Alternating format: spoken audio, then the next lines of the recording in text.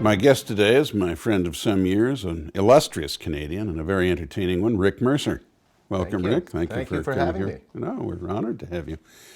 You've been very busy, and you have certainly not been shying away from controversy, which is the way you make your living, I guess. Yeah, Now, well, if you're in show business, busy is good because absolutely. the alternative is nothing. Yeah, exactly. So You cannot say, I'm happy to be busy. You cannot say, as the former Minister of Finance did, boring is good. No. Because in your business, it isn't good. boring's And I'm not not good. so sure how good it is in his either, but, you know, I wish him a happy retirement. Now, you often comment on politics. Mm-hmm.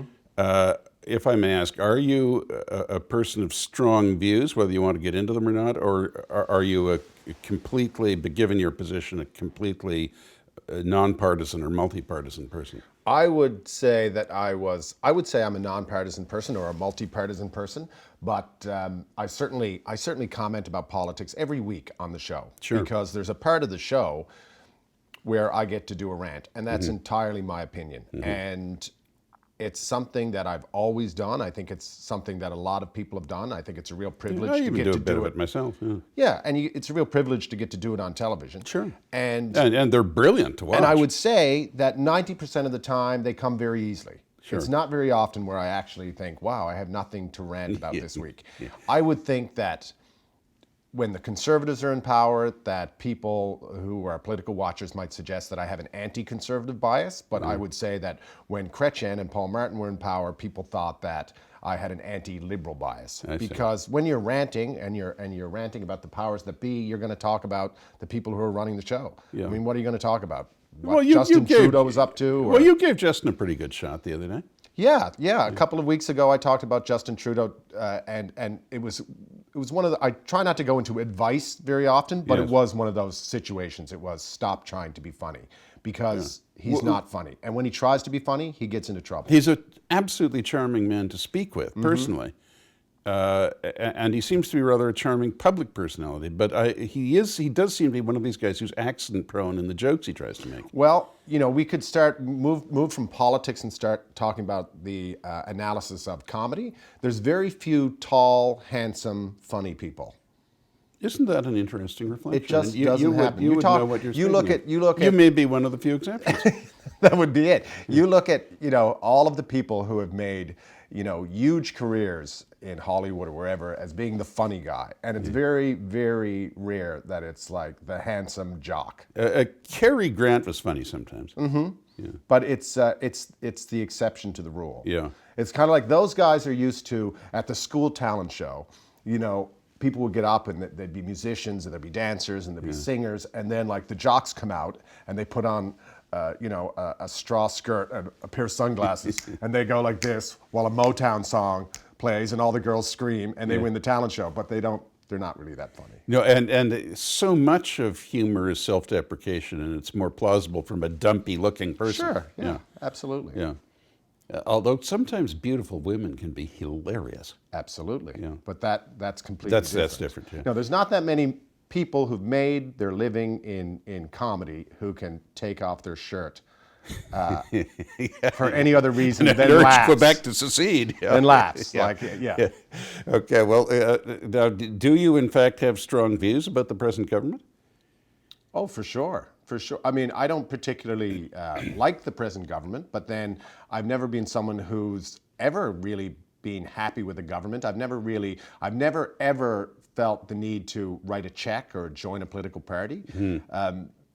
The current government that we have, sure. I mean, we could talk about that all day. I find it, you know, Stephen Harper is a pretty fascinating character. He's been a fascinating character to watch evolve. It's interesting this week to see him, you know, take his position on the world stage, and he's at the forefront of criticizing Russia over Crimea and all of these situations. In fairness, he has been consistent. That he did over Syria also. Oh, absolutely. But this is a guy who, when he came to power, I mean, a lot of people said, well, isn't that it interesting that our prime minister has been to Mexico once on an all-inclusive? I mean, he really didn't seem like a person that had a world vision, really. It was very domestic. He was passively intellectual, though. He may not have absolutely. physically gone there, but he was interested. But as you know yourself, it helps to actually get out and about. Yeah. a little Take bit. Take a view. He as they say, just seemed to be someone who didn't have much of an interest in that. So it's interesting that, you know, this many years later, that he seems to be A bit of an comfortable there. impacted Western Canadian at the start, but but he's outgrown that certainly. Yeah, and he had a tremendous visit to Israel and Palestine, I thought. It was very successful. Mm-hmm. My criticism of that government is it's such a one-man show. I mean, we just, Jim Flaherty just retired. Yes. And Joe Oliver becomes, the minister, and people point out that, and the advantage of Joe is that he doesn't have leadership aspirations. Well, he's a little older, so he's probably not. But the front bench is pretty shallow. And I think that's indicative of... Kenny's strong, I would say. Baird is energetic. But I know you're going to stop at 4. Unless I was actually thinking of reining in at 3. But then again, that goes to the bigger picture. The young fellow from who's in immigration now, who's in Afghanistan, he's very good. Alexander, is that his name? Alex, yeah. He was our youngest ambassador ever, and he was and our first ambassador to Afghanistan. Yeah, I was rather impressed with him when I met him. But then that goes to the bigger picture of why would anyone go into politics these days? And I think it's probably worse now than it ever was.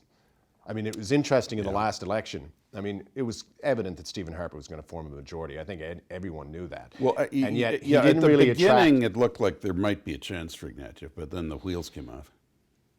But for a prime minister in that situation to not really attract any what they would call star candidates, and I don't mean a hockey player or a TV host like celebrity candidates, but star candidates like serious, like your Julian Fantinos. There's just not a lot of them. There's not a lot of people who are willing to do that kind of work for lots of different reasons. But let me try on you my theory that, or I'll put it as a question. Sure. Would you agree that the great majority of politicians that you've met in any country, I mean any democratic country, or regardless of where they are on the partisan or ideological spectrum, either have a rather naive view of their ability to change things, and or they have some kind of ego insufficiency that requires them to be out there in front of the people all the time, speaking and being applauded and having attention paid to them? I would say the vast majority of politicians that I've met are really, for starters, they're very personable people. Otherwise, they're in the wrong job. They're in the wrong job. If you sit next to one on a plane, it doesn't matter. They could be from a part of the country that I'm not familiar with the politics, and they could be municipal politics, whatever. They're always a great person to sit next to on a plane.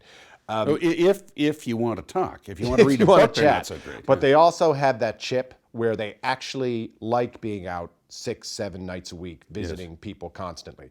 I was in a hotel lobby the other morning at Saturday morning to see someone, and it was like 8:10 in the morning. It's a Saturday morning, and I kind of come to the door with the coffee, and I look over in the corner, and there's Premier Wynne of Ontario, and I've never met the woman before or seen her before. Well, I've seen her, but I've never met her before. And I looked over, and she's coming out of a full-blown event. Like there's some sort of 8:10 a.m. some sort of reception, and she's over there shaking hands, and then she's posing with a shirt, and click, click, click. And those people, they like that. They're happy doing that. And then they're happy working all day. They work hard, but then they're happy going to all of those events all of the time. So there's certainly an ego thing there. It's like show business, but it's not. Can you imagine, and there's no rap on Kathleen Wynne. I've never met her. I'm sure she's a nice lady. That's not the issue. But can you imagine ever, for any purpose, other than if it was some kind of a joke for a charitable occasion or charitable cause, having someone pay for you to be filmed and televised, telecast, jogging, and then running up a hill jogging from behind? Well, that's a different issue altogether. Although I will tell you this, I was talking to someone that very same morning. It was about an hour and a half later, and I was just making small talk with a woman who I didn't know, and I said, "Oh, the Premier was out there earlier," and she said, "I like her." And I said, "Oh, do you?" And she said, "You know why? She's a runner. I like those commercials." There you are. And I thought, well, there's a bit of calculation. There's something there. There's a constituency out there. All those people jogging. Mind you, a lot of these people jog, didn't they? Right and left, they jog. I mean, I think it's almost a prerequisite now.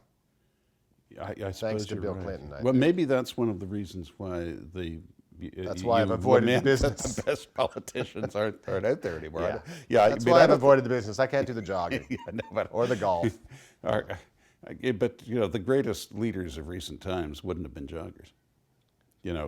Thatcher and Reagan weren't out jogging. I bet Reagan could run.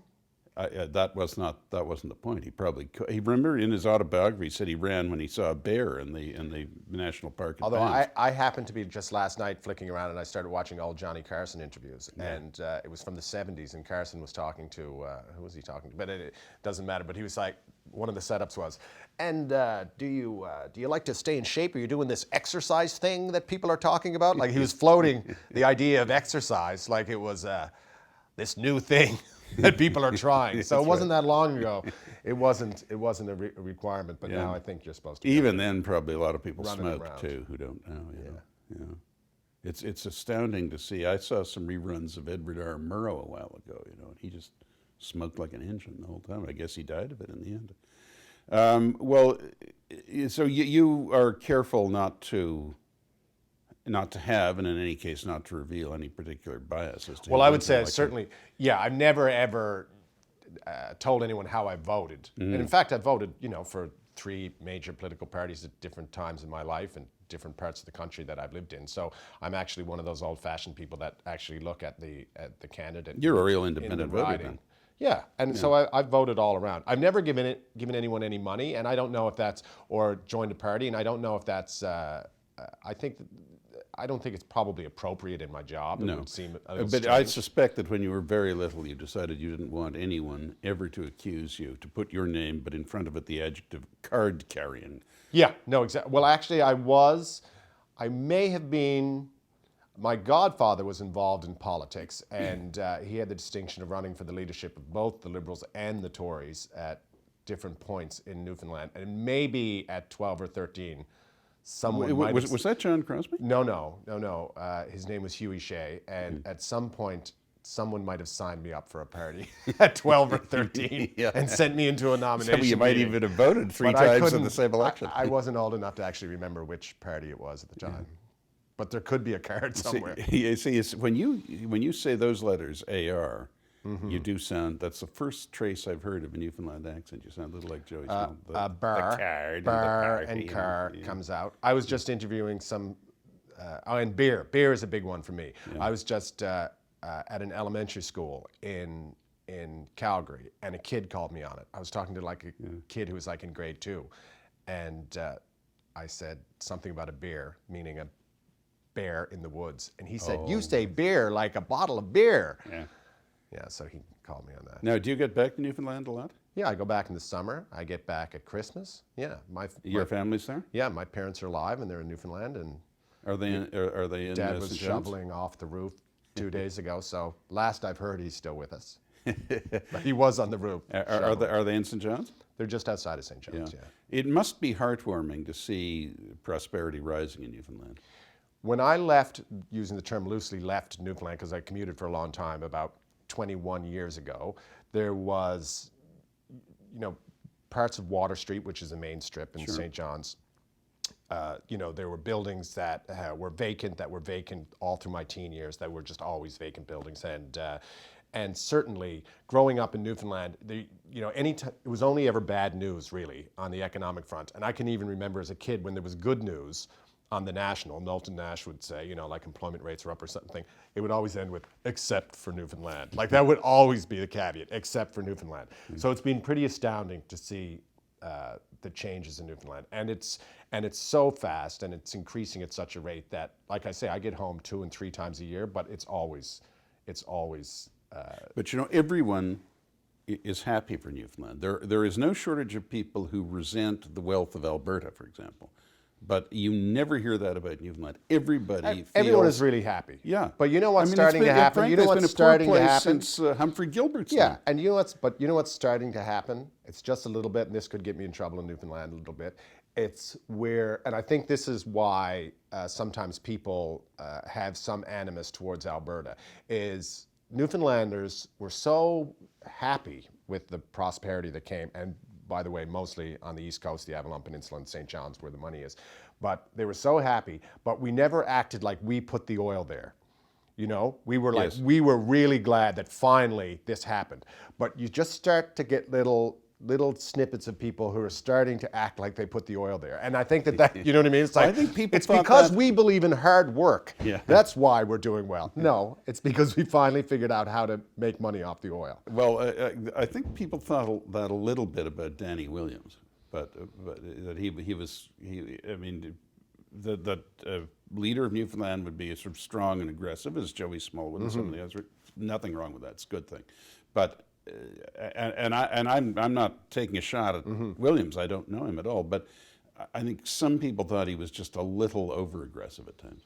Well, I tell you, you cannot underestimate how people felt about what Danny Williams brought to the table. Whether they like Danny Williams or they don't like Danny Williams, I think the vast majority of Newfoundlanders at the time felt that he was exactly the right man for the job at the right time in a way that you can't even begin to imagine. I know of a poll that was done in Newfoundland recently, and it was done by a historic organization, and they were talking about creating a permanent monument in Newfoundland, and they wanted to know the views of Newfoundlanders on what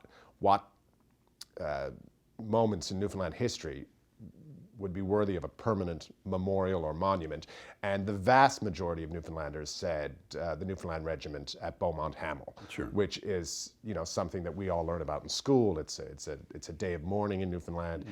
Beaumont Hamel, without a all doubt. Canadians learn about Yeah, it. so without a doubt, the vast majority of Newfoundlanders said that. Second place, Danny Williams. Really? Yeah. Now, it was a distant second, Yeah. but still, it was that Danny Williams stood up for Newfoundland at the right time. And he retired voluntarily. Yes, and quite surprisingly. And people thought there was, everyone thought, oh, the heart must be going, and because he had some sort of heart issue, and he took everyone by surprise. But, I think he absolutely retired voluntarily. But you see, this is a great thing. It is rare, other than the old Ontario Conservatives, where Leslie Frost and John Robarts and Bill Davis all retired in good health and good standing with the voters. It is rare, other than in the United States, where you have term limits for the president, for a leader to go voluntarily. Even the greatest leaders. Everyone sticks Thatcher, around. Everyone sticks Charles around de too long. Gaulle, Adenauer, Helmut Kohl, they're all pushed out. I just read, I was reading in the paper the other day, and it was John Baird was saying that he was, because there's one of these new ridings that's popping up around him, he had to choose which riding he was running in, and he announced that he was riding in one of the two. And I thought, doesn't he want to do anything else? Like his entire life, he's been in politics. Yeah. And he's already making the decision now where he's going to run a year and a half from now. And they all stick around too long. I personally, He's still a youngish man, though, to be fair. Well, sure, but wouldn't you want to do something else? I mean, you've done a few different things in your life. Foreign minister's a nice job. I'd like to keep it, I think. For a while, anyway. Well, he's had it for a while. I just find it interesting that he would be so committed to doing this 6 years from now.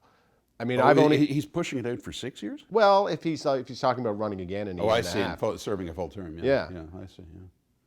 I mean, I'm one of the few people that have not a substantial amount of money out there, but there's a few $5 bets that I still think that Stephen Harper will leave before his term is up. Now, I think the current term? Yes, and I actually believe that because I'm using logic, and that's why I will probably lose these bets. But it makes no sense to me that he would stick around past this time. I wrote a book years ago about Franklin D. Roosevelt, and the person who succeeded him as governor of New York was Herbert H. Lehman. And he said he would take it for one term only. It was a 2-year term in those days. So he ran for a second term. And they said, Governor, you said you'd only take one term. He said, yes, but when you drive around New York City in a 25-foot car with motorcycle outriders and can ignore the stoplights, you become addicted to the job. Yeah. I think that to a degree that happens to all of them. Oh, I think so. I think they get addicted to the plane, for example. Yeah. But most former prime ministers, they could, move on and get some sort of job that would come with access to a plane. They all live well, as they should. Yeah. I don't think Stephen Harper is not actually quite the same, motivated. though. They don't go to summit meetings. They're not welcome to the White House and Buckingham Palace. Exactly. And things, And I think Stephen Harper is unique in the sense that I think most prime ministers in his position, they would want to start looking to make some money. I think that people in politics, quite often, they start to go a little kooky because they're constantly meeting with captains of industry and stakeholders in various industries. And the people that they're meeting with, they have a lot of money. They have a lot of money, and they have a lot of, they have nice things. And meanwhile, the politician, the guy who's holding all the cards, be it the prime minister or the minister of this or the minister of that, they don't have that kind of money. And they start traveling in this world where they start to think, you have to have $20 million in the bank if you're anything at all. But you take a look, a guy like Stephen Harper, I mean, what has he got, a house in Calgary, I'm assuming is quite modest, and then he has a good job, but he sits down with people who have sizable amounts of money. So usually those people want to go off and make some real money. Like Brian Mulroney. I mean, Brian Mulroney, that was obviously a motivation. Time to go make some real money. Yeah, and he before he was prime minister, he had worked with wealthy people too. So he'd been around wealthy people a lot. So he would have seen the temptations, I guess. But I mean that in a good way. I don't suggest he ever yielded to them in an improper way. I mean, most people, if you ask them, would you rather have a lot of money or not have any money, would rather have a lot. Well, that's why I suggest that I'm surprised that someone like Stephen Harper wouldn't choose now to go do something else. Could be wishful thinking on my behalf, I don't know. Now, do you regard yourself as, in ideological terms, a centrist or more to the left or the right? Oh yeah, I would think, well, you know what, there's certain things that I think I'm fairly right-wing, and then there's certainly, especially with social issues and stuff, I'm probably very far to the left. But yeah, I would be a centrist, absolutely, yeah. Yeah, that whole thing is getting muddled. That was partly Bill Clinton, where he hired more police and was Mr. Law and Order and, balanced the budget and so on. But in other areas, he was in traditional terms, quite small L liberal, It's, the whole picture's become blurred. It's a and the question center in this country is becoming really crowded. Yes. I mean, everyone is kind of moving to the center. Well, it's that old American thing. I'm the last person qualified to use sports metaphors, but in countries like this, you govern between the 30-yard lines. Otherwise, you're just not going to bring the vote. So you've got to get near the center. You've got to try and make the center exciting, but you've got to get there. Make the center exciting. I'm not suggesting our current prime minister's done that, but that's what you've got to. I mean, if you want any enthusiasm, he seems very reluctant to be in the center. I mean, he believes in incremental conservatism, which is something he's talked about a lot. And so I think any time that he espouses anything that seems centrist, I always view it with some suspicion, because I think he's being very reluctant. Like, I have to do this because otherwise the people won't come along. I've never thought he was an extremist, though, and the attempt to portray him as an extremist, I think, is unfair. I don't think he's an extremist. I think people portrayed him as an extremist back, especially when he was in opposition, which is what people do. In the old Reform Party days, yeah, you mean, but that's what people do. They demonize the opposition, and Stephen Harper's, a master at doing that himself. So I think that, in terms of the Harper hidden agenda, I don't think that anyone would fight the next election on an argument like that. Do you think Justin Trudeau has the necessary intellectual qualifications and strength of purpose to be the leader of the country? I think Justin Trudeau has shown an incredible learning curve, because every single time I've seen him, and in speaking in public or what have you, he's always gotten better. And a lot of people don't do that. They kind of plateau fairly early, and whether or not he has the royal jelly or not, I mean, it's too soon to say. I think that it would be silly to underestimate him. I think lots of times, almost every time the Liberals have thrown up an opposition leader to Stephen Harper, they've successfully demonized them with these TV commercials and stuff, and it's been quite successful. And every time pundits like myself or people in my business say it's not working, it's backfiring. But I think that I don't think it's going to be as easy as it was with Dion or Ignatieff to just completely demonize him and write him off. Justin is a more charming guy than those two. Oh, for sure. And Stéphane Dion had real communication issues. There's no doubt about it. Well, in English. In English, yeah, which is still relatively a very important. intelligent man, but there was a presentational problem in English. I think.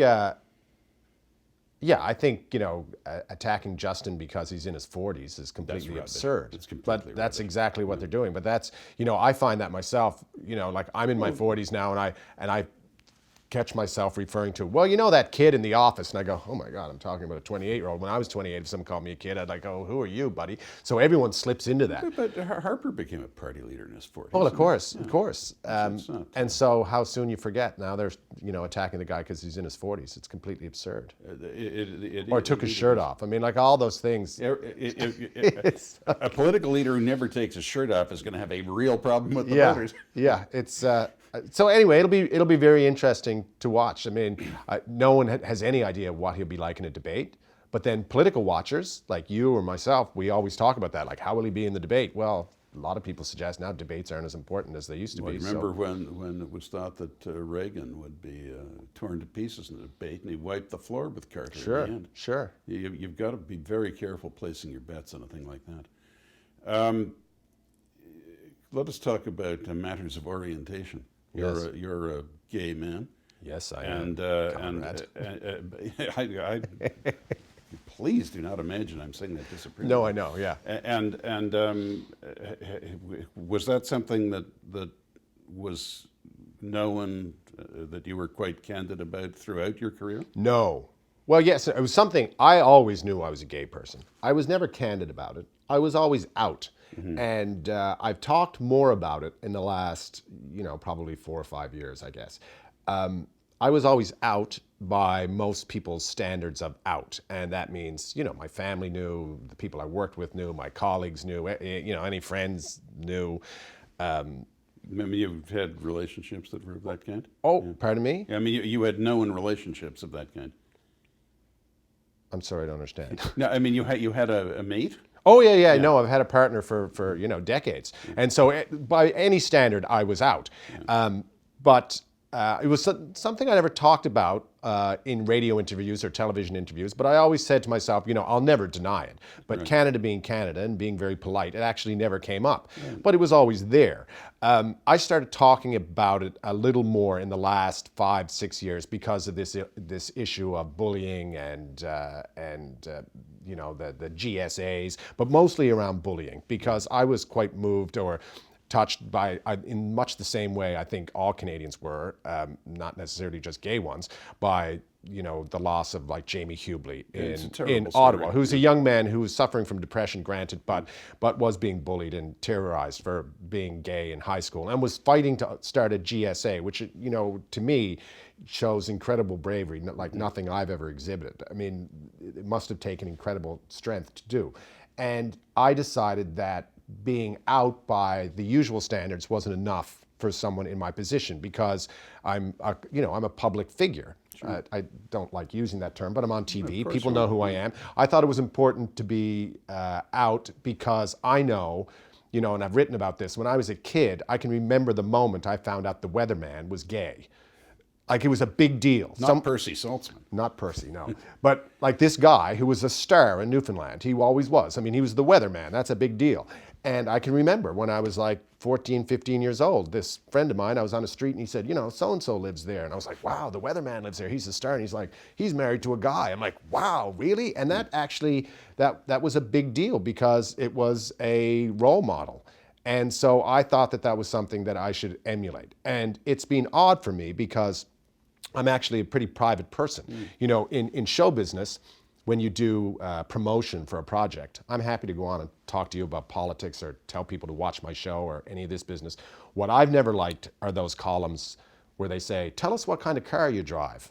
Like, that's when I get nervous. Or, can we take a photo of your house? That's when I'm just a private person like that. So I never ever imagined going on The Current or sitting here and talking to Conrad Black about the fact that I'm gay. But I just think that it's something that more and more people, especially if they're in public life, should do, because it's important that young gay people like Jamie Hubley see that, well, you can be on TV and you can be gay, you can be a cop and you can be gay, you can, it's just important. And then it hasn't, in fact, as far as you know, retarded your career. No. I mean, certainly for mercenary reasons, there was a time when earlier in my career I wondered, like, would this affect my ability to sell out in Thunder Bay or Labrador City.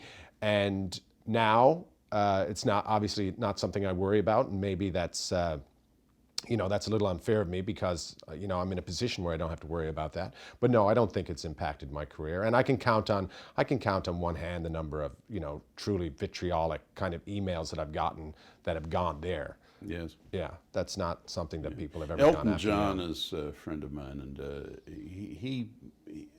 he owns a football team, and some of these Right. football crowds in England are rather primitive in their views and rather coarse in their expression of them. Right. He's occasionally found some of the chants they come up with annoying, but that's died out now, and obviously it hasn't affected his public. I mean, he's a tremendous draw, and he gets very little correspondence about it. Well, I think that's why, like I said, the reason why I talk about it has nothing to do with my desire to talk about it. It's all about, again, young people, because young people are the ones that are at risk, and they have this distorted thought that it's going to affect their entire life. It'll affect their ability to get, to get a good job, or their family will abandon them. And certainly there's examples of that, but by and large, families stick together.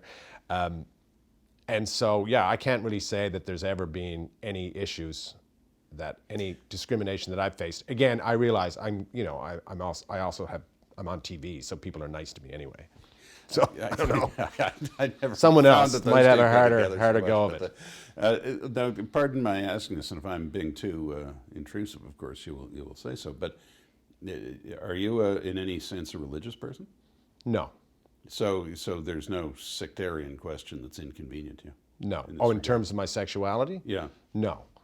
And although at the same time, I mean, I have many friends who are, deeply religious, and many of them are Catholics, ironically enough, and they seem to, be quite okay with it. I think that I don't think the Catholic Church is, and I think the present Pope has confirmed this, is particularly worked up on this issue. Well, yeah, the present Pope said, "Who am I to judge?" Yeah, well, Which is new coming from a Pope.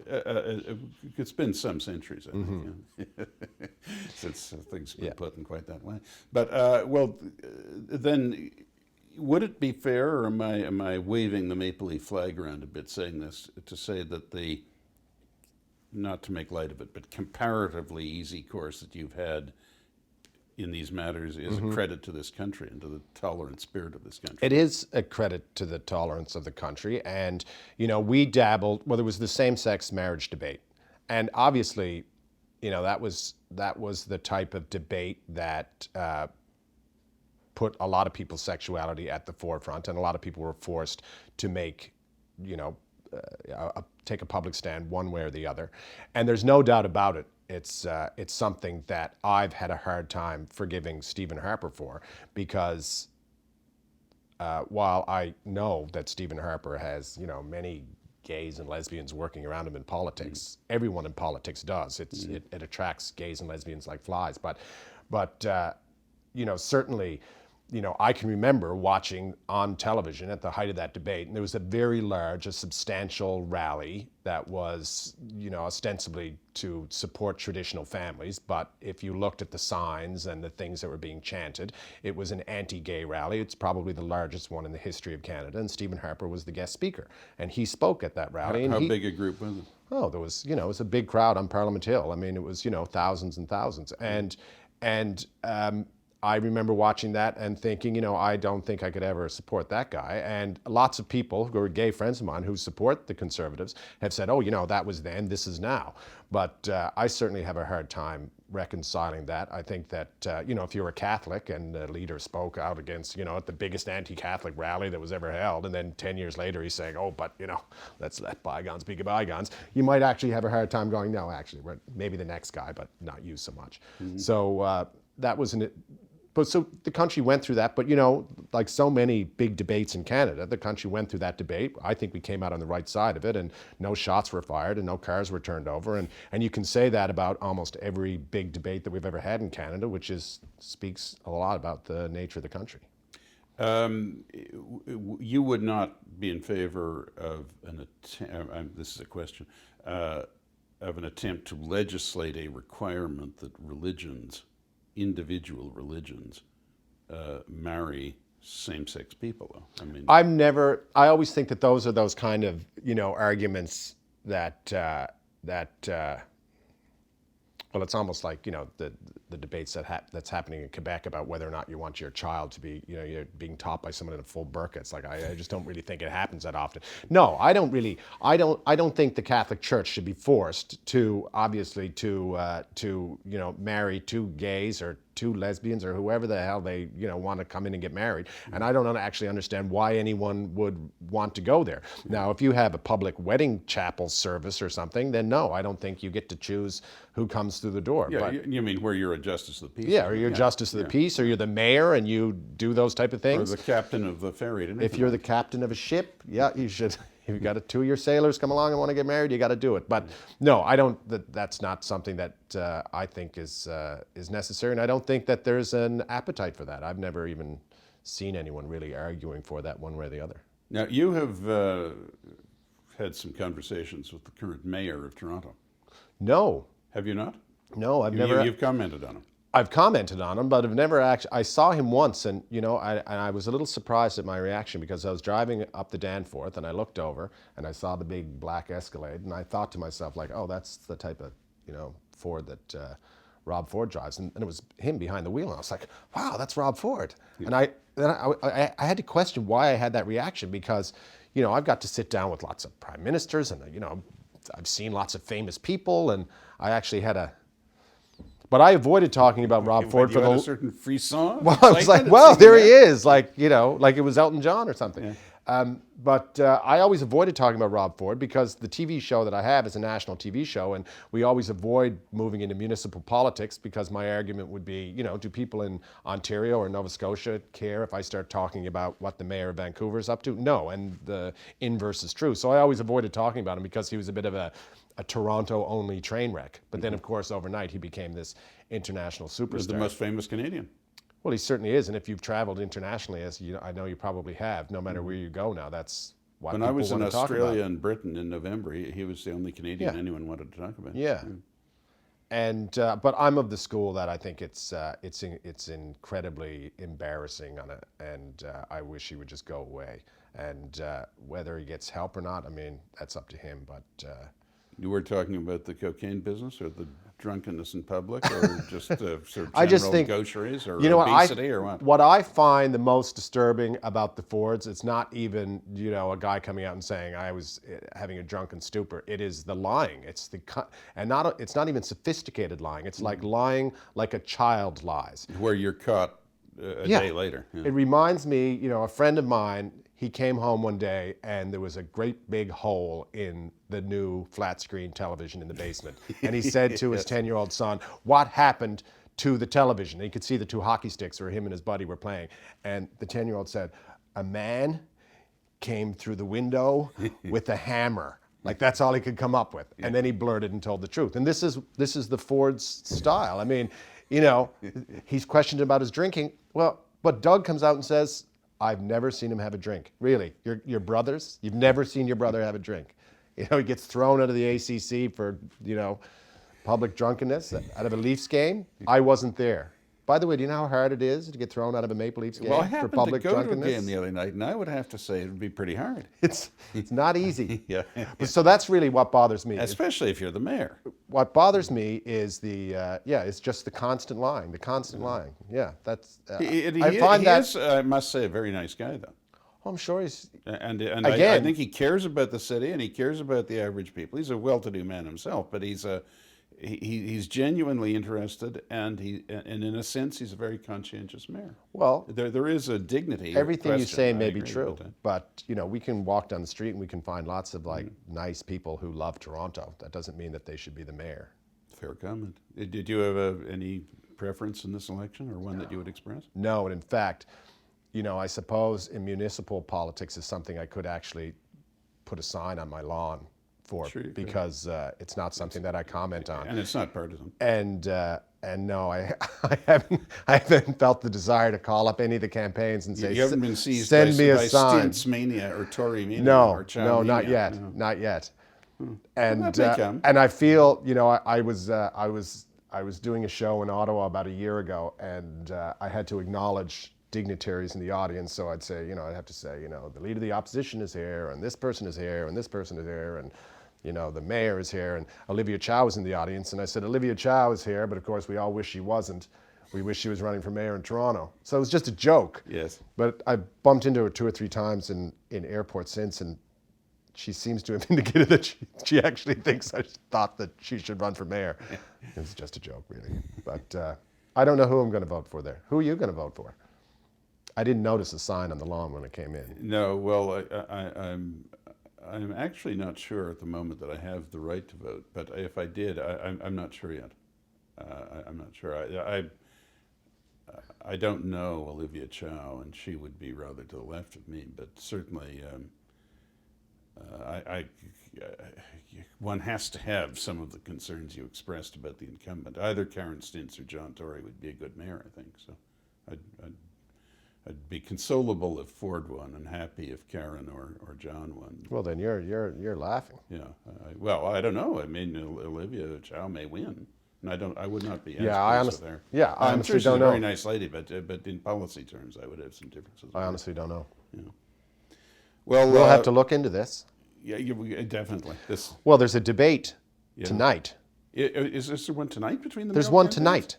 It's like an American primary. How many months out are we? It's October. Yeah, it's October, and we're only in March, so So 7 months. I'm supposed to know about these things, but to me that seems No, that's. seems very strange. This is But maybe they do this every importation time. of these American timetables. Now, speaking of elections, you've commented on the Quebec election. You're quite critical of the independentists. Yes, but I will say this. Yeah, I did a rant a couple of weeks ago, and like so many of these things, it played very well in English Canada, not so much in parts of French Canada. No, but you were speaking in English after all. Yes, but I would say this, like coming from Newfoundland, you know, Newfoundland joined Canada in 1949, so many of us had parents that weren't born Canadians, and so, you know, the entire Confederation debate is still relatively fresh. We were last ones in, and you don't have to go very far to find someone who... And do you see Joey Smallwood as a father of Confederation? Oh yeah, absolutely. Yeah. But you don't have to go very far to find someone whose family was against joining Canada. And there's always been it was a 53-47 vote, wasn't it? Even closer.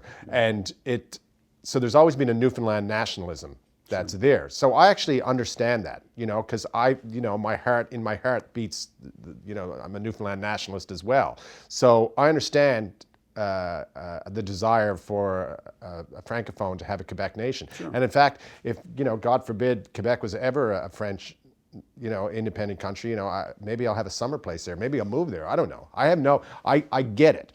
What I talked about was the Fantasyland pitch that's constantly... Yeah, it's always have your cake and eat it too. Oh, it's always that. It's always that, you know, Quebec, Canada is divisible, but Quebec is not divisible. Well, like how, you know, that we'll share a military, we'll have a seat on the Bank of Canada. I mean, you know, it's just Fantasyland.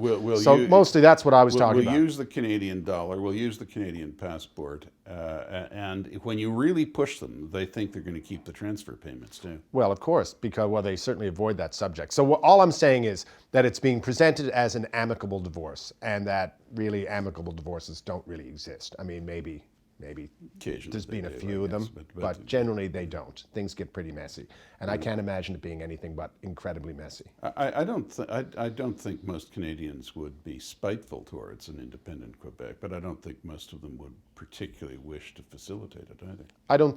I think, as we mentioned earlier, you know, if it happened, I don't think there would be riots in the street, and I don't think cars would be turned over or shots would be fired, and I think that would be very Canadian. But and if they won, we'll get it clear of the Clarity Act. Let's say, and this isn't going to happen, by the way, but if they got a 60% vote to secede on a clear question, but a third of the province, the counties or federal constituencies or provincial constituencies, however you wanted to demarcate it, a third of them voted majority no, and they were all contiguous to Ontario.